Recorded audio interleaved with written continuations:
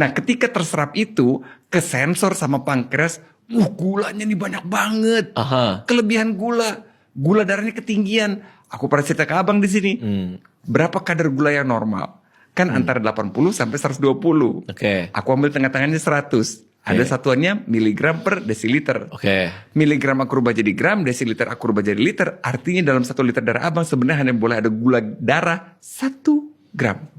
Kita punya 5 liter darah, berarti hanya boleh ada gula 5 gram. Bang Radit makan gula aja misalkan 20 gram. Sensornya nyala kan pankreas. Betul. Aduh bahaya. Saatnya mengeluarkan insulin. Gitu. Insulin fungsinya Menurunkan nangkepin itu. gula-gula darah berlebih dalam darah itu untuk segera keluar dari pembuluh darah. Oke. Gitu.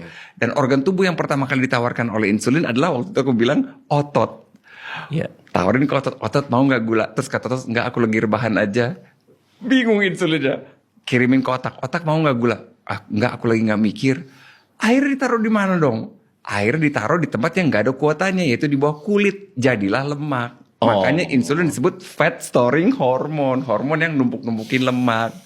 Nah, selama pankreas kita masih cinta sama kita, masih mau produksi insulin buat kita nggak akan kena diabetes. Kita hanya akan menggemuk gitu. Oke. Masalah kita nggak pernah tahu kapan pankreas kita ngambek. Coba bang, abang masukin kan 1 gula butuh 1 insulin. Abang masukin 1000 gula, berarti dia harus produksi 1000 insulin. Dan itu terjadi berbulan-bulan, bertahun-tahun. Pankreas kita ngambek. Kamu nggak sayang sama aku juga nggak sayang sama kamu lah. Akhirnya dia nggak bikin insulin lagi. Atau kalau bikin insulin bentuknya asal-asalan gitu. Atau badan udah nggak respon sama kali ya? Udah resisten sama insulin yang begitu besarnya.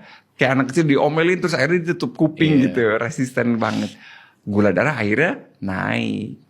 Nah, oleh karena itu kita benar-benar harus dengan sengaja yang kita makan ini over enggak gitu, termasuk kadar gula darah, bukan kadar gula di apapun yang kita makan atau minum gitu.